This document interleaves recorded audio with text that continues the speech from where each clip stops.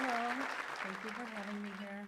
I'm Erika Vohman. I'm the founder and executive director of the Maya Nut Institute. We're an American nonprofit organization based in Colorado. I won the St. Andrews Prize in 2006.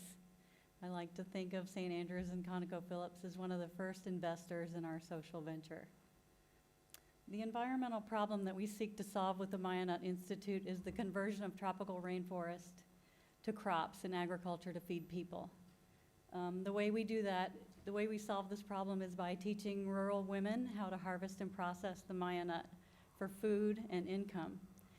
And in doing so, they learn that they should start protecting this tree, and they even get motivated to plant it. It's one of the most beautiful, I'm a little bit biased, but it's one of the most beautiful trees you'll ever have the honor to be in the presence of. It's one of the largest trees in the rainforest. It's a rainforest canopy emergent, and it can be 45 meters tall. It can achieve a diameter of 2 meters. It's one of the most important species for wildlife.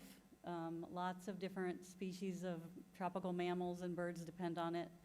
The range of the jaguar, for instance, overlaps almost exactly with the Maya nut tree. So when you lose the Maya nut from the ecosystem, you lose a lot of your wildlife.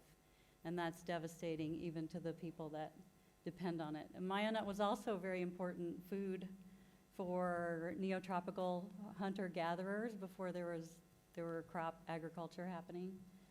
These two folks are, on the left is a Mayan woman from the village of Oshkutskab in Yucatan. Oops, I'm getting ahead of myself, or behind. So I'm just gonna teach you guys really quickly how to harvest and process Maya nut, because it's a really appropriate technology. It's really easy. The seed falls on the ground, you walk up to the forest, you pick it up, you bring it home, you wash it, and you put it out to dry. It's a pretty easy process. Women can learn how to do it in one day, and our classes are very brief because we can't take too much time out of their busy days. They have a lot to do. And they can use the technology and the equipment they have at home. They already know how to roast coffee or corn to make gruel or porridge, so they roast the Maya nut in a comal, that clay thing.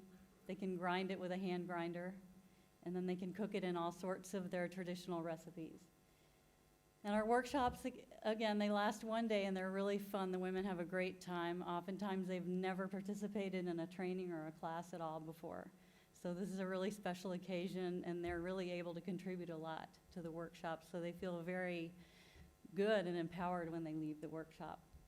So the most important thing in the beginning of our program was the investment in the workshop, and it had all these synergetic effects on women's nutrition and health, family nutrition and health, income, conservation, reforestation, food security, and lots of other things. We started realizing we needed a market so that the market could become the driver, so we could really be a market-driven conservation project. And I brought a sample of our product. This is Maya nut powder, and we're selling it online, and the women sell it also in their communities. And this market is driving all of these effects, and it's really miraculous. One of the problems we had when we wanted to start marketing it in the US and Europe is the quality control. They were drying it on the ground. It was coming from places we didn't know who was gathering it, where it came from. Traceability was a big issue. There was a lot of child labor, and that still continues to be something that plagues us. So we have a series of market challenges. It's a brand new product that most people have never heard of. And there was no supply side and there was no demand. We're totally crazy. Why are we doing this? But again, we go back to wanting to conserve rainforests and at the same time feed people. Maya nut's really special that way. So we created a certification program because we wanted to be able to be sure that the Maya nut we were teaching women to produce and sell was actually contributing to their well-being, that it was fair trade, that it was organically produced, that it was sustainably harvested, respecting indigenous rights and customs. All these things, they're threats to your product because you don't know. You need to be able to guarantee that it's clean, that it's hygienically produced, that it's not going to hurt anybody, that it's not going to have any harmful organisms. The picture on the right is our Maya nut super cereal that we're using for the school lunch programs because we wanted to make sure that we're not buying all of the Maya nut from the communities and depleting it from the local menu.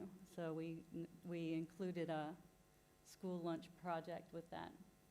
These are some pictures of the women doing their sustainable harvest plans to make sure they're not over-harvesting Maya nut from the areas where they're working. This slide is sort of interesting maybe to the forest ecologist, but you can see the bars in blue are a rainforest that had been grazed by cattle. And so you have a really severe impact on the natural forest regeneration. The green bars are the size class distribution of a healthy rainforest. Sorry, I put that slide in there. This is another use of Maya nut that people aren't as aware of in the areas where Maya nut is native. It's one of the best fodder species for livestock. It can make your cows produce more milk. You can raise a lot more animals per hectare with Maya nut fodder than you can with pasture. Reforestation is a critical part of our certification program. The communities have to plant at least 3 Maya nut trees for every 100 pounds of Maya nut they sell. They don't have to plant them in their own community, but they do need to facilitate planting somewhere else.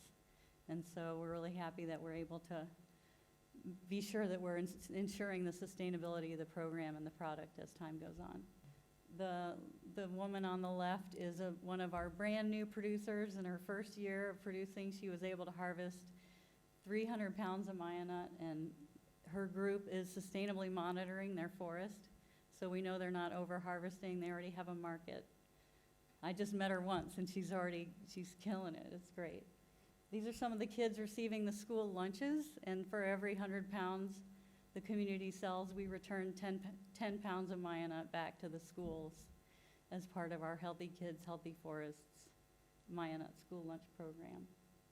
Oh yes, so we like to envision our work as an investment, and it has all sorts of really wonderful returns on the investment, most of which are healthy kids, healthy forests, and healthy economies.